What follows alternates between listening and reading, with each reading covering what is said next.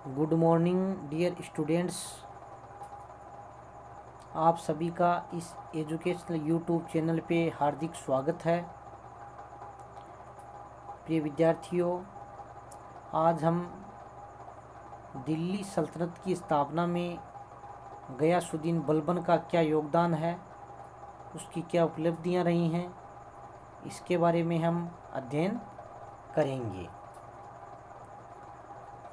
बलबन का जन्म तुर्किस्तान में इलबारी जाति के एक सरदार के यहाँ हुआ था और किशोरावस्था में वह मंगोलों के हाथों में चला गया था और एक दास के रूप में उसे बगदाद के ख्वाजा जमालुद्दीन बसरी को बेच दिया और 1232 ईस्वी में इल्तुतमिश ने बलबन को खरीदा था। अपनी योग्यता से बलबन ने इल्तुतमिश के राज्य में उसका वफादार बन गया और इल्तुतमिश ने उसे अपना व्यक्तिगत अनुचर नियुक्त किया और बाद में जो इल्तुतमिश ने चालीसा दल तुर्कान ए चहलगानी का गठन किया था उसमें भी बलबन को शामिल किया था। सुल्तान रजिया के शासनकाल में भी उसने अमीर ए शिकार पद प्राप्त किया था। इस प्रकार वह एक तरीके से योग्य था और बलबन ने सुल्तान बनने से पहले लगभग 20 वर्ष तक नासिरुद्दीन महमूद के वजीर के रूप में भी कार्य किया था। इस प्रकार उसने अपनी योग्यता से महत्वपूर्ण पद भी प्राप्त किए थे। जब 1265-66 ईस्वी में दिल्ली का सुल्तान बना था, उसके सामने कई समस्याएं थी।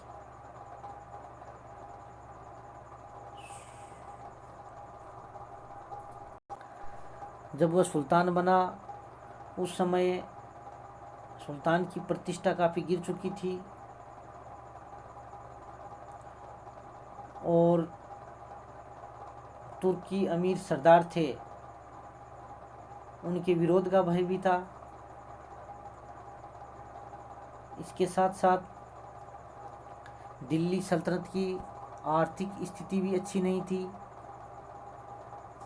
इल्तुतमिश की मृत्यु के बाद होने वाले विद्रोह तथा सुल्तानों के पतन से राज्य की आर्थिक स्थिति बिगड़ चुकी थी, राजकोष खाली था और जो प्रांतीय हाकिम थे या प्रांतीय शासक थे उन्होंने वार्षिक राजस्व भेजना भी बंद कर दिया था और वे अपना धन का व्यय भी करने लगे थे। दूसरी समस्या, महत्वपूर्ण समस्या थी,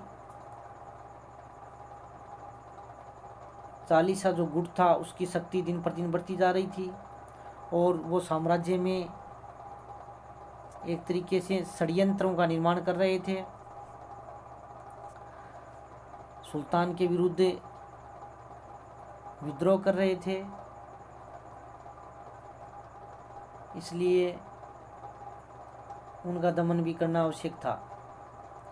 तीसरी समस्या, मेवात और दोआब के जो जमींदार थे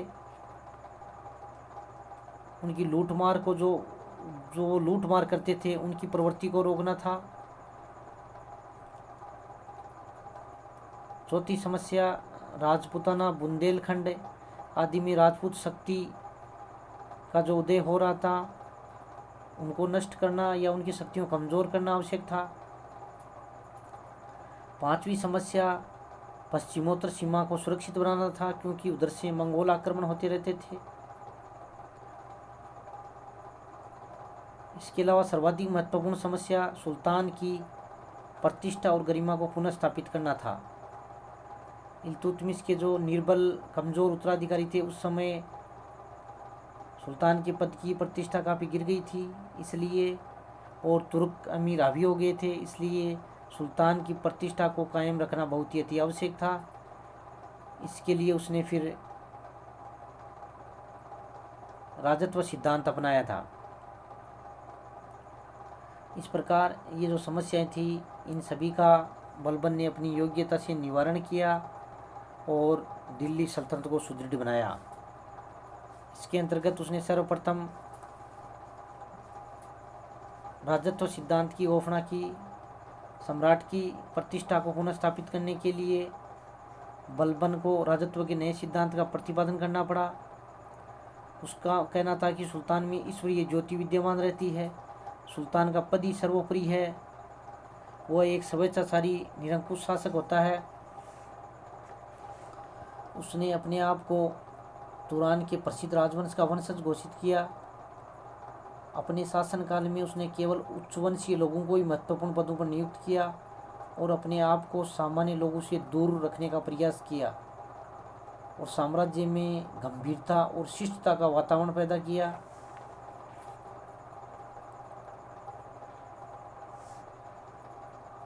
उसका कहना था कि सुल्तान ईश्वर का प्रतिनिधि है, सुल्तान के अधिकार असीमित हैं, सुल्तान का पद गौरवपूर्ण होता है। इस प्रकार बलबन का जो राजत्व सिद्धांत था वो लौह और रक्त की नीति तथा प्रतिष्ठा, शक्ति व न्याय पर आधारित था। उसके अनुसार सुल्तान संसार में ईश्वर का प्रतिनिधि है, यानी नायब एक खुदाई है, और पैगंबर के बाद सुल्तान का स्थान ही होता है। इस प्रकार बलबन ने स्वयं को अफरासियाब वंशज का माना और शासन को ईरानी आदर्श के आधार पर व्यवस्थित किया। इस प्रकार उसने राजत्व की प्रतिष्ठा स्थापित की। केंद्रीय शासन को सुदृढ़ बनाना, प्रशासन को व्यवस्थित करने के लिए उसने समस्त अधिकार अपने हाथ में ले लिए। उसका विश्वास था कि जो सुल्तान अपने कार्यों को स्वयं करता है वही कुशल शासक बन सकता है।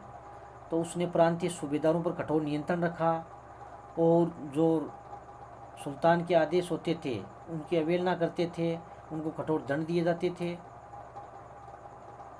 इस प्रकार उसने केंद्रीय शासन को सुदृढ़ भी बनाया। सेना का पुनर्गठन। बलबन से पूर्व जो सेना थी वो वंशानुगत सेना थी और कमज़ोर थी, परंतु बलबन ने अपनी समस्याओं के निवारण के लिए सेना पर बल दिया और सेना को शक्तिशाली बनाया। उसने जागीर प्रथा के स्थान पर नगद वेतन देकर सैनिक भर्ती किए।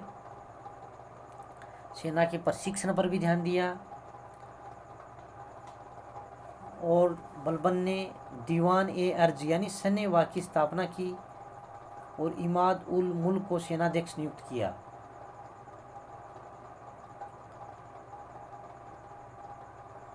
उसने सल्तनत की सुरक्षा के लिए दुर्गों का निर्माण भी करवाया, यानी पुराने दुर्गों की मरम्मत कराई और नए दुर्गों का निर्माण भी करवाया।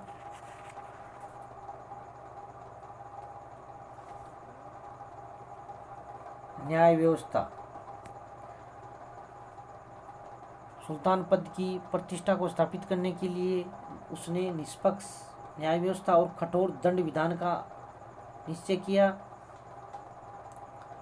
बदायूं के सूबेदार मलिक बकबक, जो कि सल्तनत का प्रमुख अमीर था, उसे उसने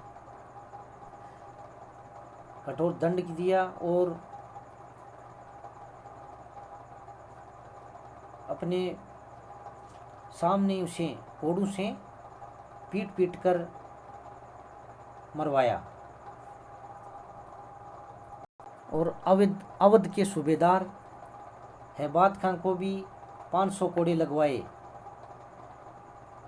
इस प्रकार उसने कठोर न्याय व्यवस्था स्थापित की। वह संपूर्ण न्याय व्यवस्था की देखभाल ही नहीं करता था, उसके साथ साथ सभी मामले थे उनकी सुनवाई भी करता था। धार्मिक विवादों में सद्र तथा मुफ्ती की सहायता भी लेता था। इस प्रकार उसने तुर्क अमीरों पर नियंत्रण स्थापित किया। गुप्तचर व्यवस्था, साम्राज्य को शक्तिशाली बनाने के लिए उसने गुप्तचर व्यवस्था पर भी ध्यान दिया। सामंतों की गतिविधियों पर नज़र रखने हेतु गुप्तचर विभाग यानी दीवान ए बरीद की स्थापना की। गुप्तचर विभाग को दीवान ए बरीद कहा जाता था।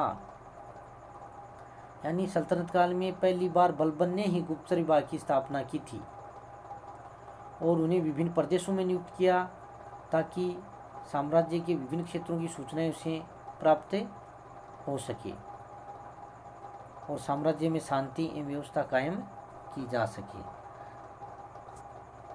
राज्य की वित्तीय व्यवस्था पर भी बलबन ने ध्यान दिया और भूमि कर एवं राज्य के करों की वसूली के लिए उसने प्रयास किए और सल्तनत की आय के स्रोत भी बढ़ाए। तुर्क अमीरों का दमन,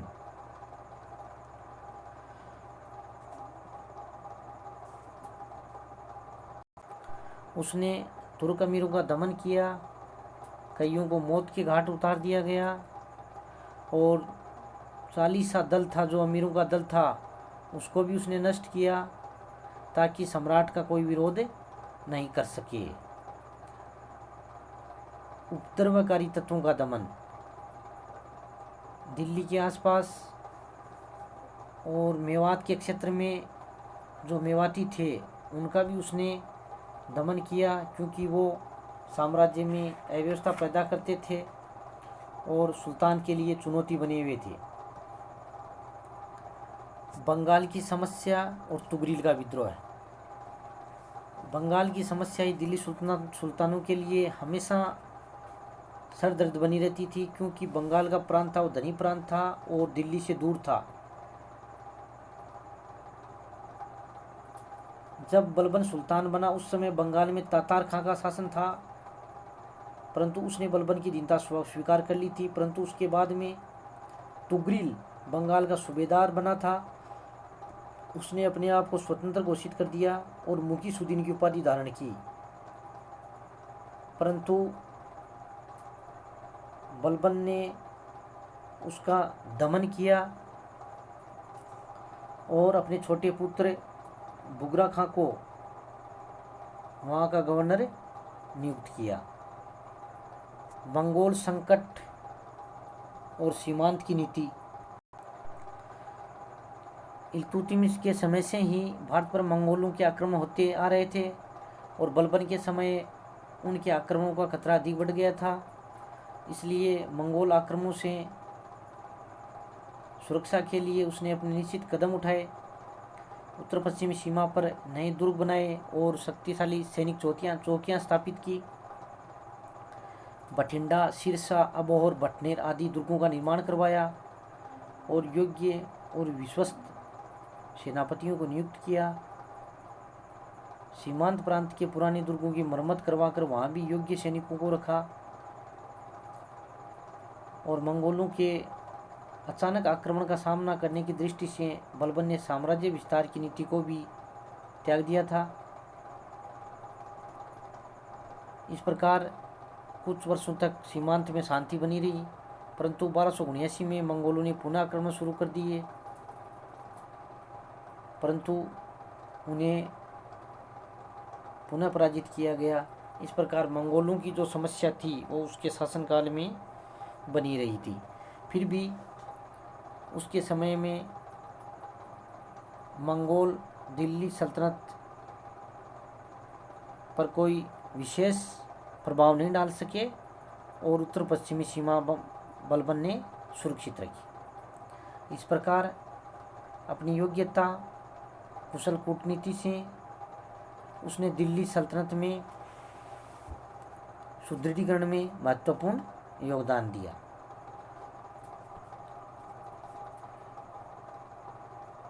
इतिहासकार हबीबुल्लाह ने बलबन के शासनकाल को सुदृढ़ीकरण का काल भी कहा है और उसके बाद में लगभग बलबन की मृत्यु हो गई थी। मंगोलों के आक्रमण के दौरान उसका बेटा मोहम्मद खां मारा गया था, जिससे उसे सदमा पहुंचा और उसके बाद में बलबन की मृत्यु 1287 ईस्वी में बलबन की मृत्यु हो गई थी। जहाँ तक उसका चरित्र एवं मूल्यांकन की बात है, उसने अपनी योग्यता, कुशल कूटनीति से दिल्ली सल्तनत को सुदृढ़ किया था। इतिहासकार डॉक्टर एल श्रीवास्तव ने उसकी कुछ कमियां बताई हैं कि वह धर्मांध था और उसमें रचनात्मक प्रतिभा का अभाव था, परंतु इनके होते भी वह दिल्ली का एक महत्वपूर्ण शासक था। इसी के साथ साथ बहुत बहुत धन्यवाद।